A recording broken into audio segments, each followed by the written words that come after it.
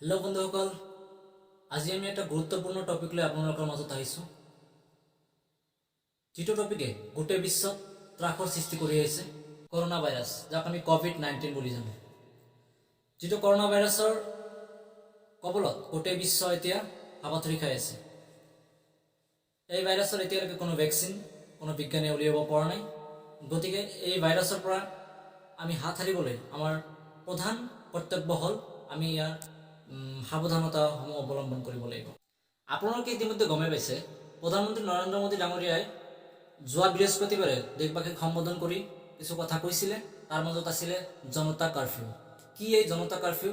অহা ৰবিবাৰ অৰ্থাৎ অহাকালি 22 তাৰিখে ৰাতিপুৱা 7 বজাৰ পৰা ৰাতি 9 বজালৈকে যি জনতা কাৰফিউ নামেৰে এক কাৰফিউ আমাৰ সকলো ভাৰতবাসীক পালন কৰিবলৈ তেওঁ অনুৰোধ জনাইছে। কি এই জনতা কাৰফিউ? ইয়াক কিয় আমাৰ প্ৰধানমন্ত্ৰী মোদীয়ে সম্বোধন কৰি ক'লে, সেই বিষয়ে বিতং আমি আলোচনা কৰিম। এই জনতা কাৰফিউৰ পৰা আমি কৰোনা ভাইৰাছক কেনেদৰে প্ৰতিহত কৰিব পাৰিম, এই প্ৰশ্নৰ উদয় আপোনালোকৰ দৰে মোৰ মনতো হৈছিল। কৰোনা ভাইৰাছৰ জীৱনকাল যিকোনো নিৰ্জীৱ বস্তুৰ ওপৰত অতি বেছি 12 ঘণ্টা সময়, আৰু জনতা কাৰফিউৰ সময় কিমান? 14 ঘণ্টা। গতিকে সেইসমূহ ৰাজহুৱা স্থান, যান বাহন আদিৰ লগত যিবোৰ নিৰ্জীৱ বস্তু সেইসমূহ কৰোনা ভাইৰাছৰ সংস্পৰ্শলৈ আহিছিলে 14 ঘণ্টা যদি কোনোৱে স্পৰ্শ নকৰে, সেইসমূহ বস্তুৰ পৰা কৰোনা ভাইৰাছ কোনো ব্যক্তিৰ দেহলৈ সংক্ৰমিত হ'ব নোৱাৰে। গতিকে এই 14 ঘণ্টা সময় যদি আমি সংযতভাৱে আমাৰ নিজৰ গৃহবন্দী হৈ থাকিব পাৰোঁ, তেনেহ'লে এই ভাইৰাছৰ যি চেইনটো আমি ভাঙিবলৈ সক্ষম হ'ম আৰু এটা কৰোণামুক্ত ভাৰত গঢ়াৰ দিশে আমি একখোজ আগুৱাই যাব পাৰিম। গতিকে সকলোৱে মিলি এই যি জনতা কাৰফিউ সফল কৰিবলৈ যথেষ্ট চেষ্টা কৰা উচিত। এই জনতা কাৰফিউ আমি সফল কৰিলে আমি এই ভাইৰাছৰ লগত সবল মনোভাৱেৰে সবলভাৱে আমি ইয়াৰ লগত যুঁজিব পাৰিম। আৰু এটা প্ৰশ্ন সকলোৰে মনত উদয় হৈ আছে, হঠাৎ সকলো বস্তু বন্ধ কিয় কৰা হ'ল? ইয়াৰ লগত এটা কাহিনী আছে। আমাৰ ভাৰতত কৰোনা ভাইৰাছ বৰ্তমান 2nd ষ্টেজত আছে। তাৰমানে যিকোনো জড় পদাৰ্থ আৰু বাহিৰৰ পৰা সংক্ৰমিত হৈ অহা ব্যক্তিৰ পৰাহে আমাৰ ভাৰতত এই কৰোনা ভাইৰাছ বিয়পি আছে। এতিয়া যিখিনি মানুহ এতিয়া ইয়াৰ দ্বাৰা সংক্ৰমিত হৈছে, কিন্তু এই ভাইৰাছ যেতিয়া এটা ষ্টেজৰ পৰা আৰু এটা ষ্টেজলৈ যায়, তেতিয়া তাৰ যিবোৰ চৰিত্ৰ সেইবিলাক পৰিৱৰ্তন হয়। গতিকে সেই পৰিপ্ৰেক্ষিতত আমি এই ভাইৰাছৰ যিবিলাক ভেকচিনবিলাক আৱিষ্কাৰ কৰাত বহু কষ্টকৰ হয়, প্ৰায় অসম্ভৱ হৈ পৰে, আৰু ই বহুত ডাঙৰ, বহুত বেছি টাইমৰ প্ৰয়োজন হয়।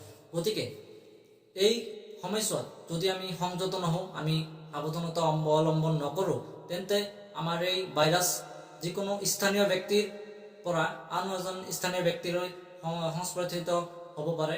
গতিকে এই কালচোৱাক আমি ষ্টেজ 3 বুলি ক'ম।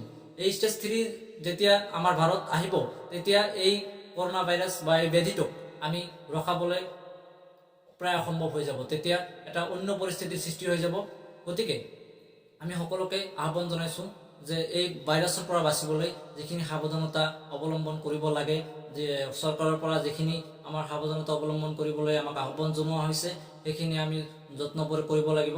আমি ইয়াক হাঁহি ধেমালিৰ মাজেৰে লোৱাটো উচিত নহয়। কৰোনা কোনো হাঁহি ধেমালিৰ বস্তু নহয়। গতিকে ই এটা গোটেই বিশ্বৰ বাবে ই এক ব্যাধি। গতিকে আমি সকলোৱে হাতে হাত ধৰি এই ৰোগক আমি প্ৰতিহত কৰিব লাগিব। এই আমাৰ সকলোৰে ওচৰত আহ্বান।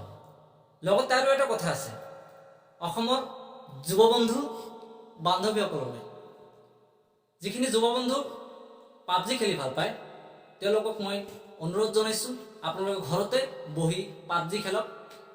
যিসকলে পাবজি নেখেলে সিহঁতে ফ্ৰী ফায়াৰ খেলক, এনিথিং, কেণ্ডি ক্ৰাছ আছে খেলি থাকক, মুঠতে ঘৰৰ পৰা নোলাব।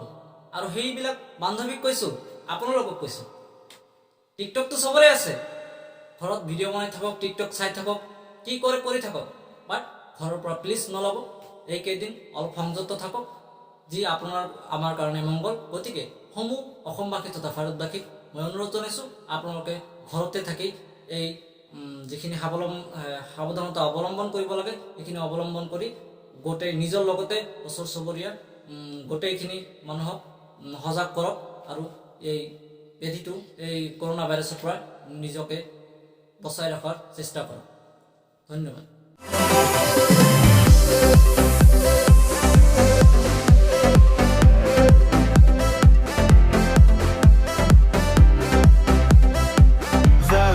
It's caught in the crossfire.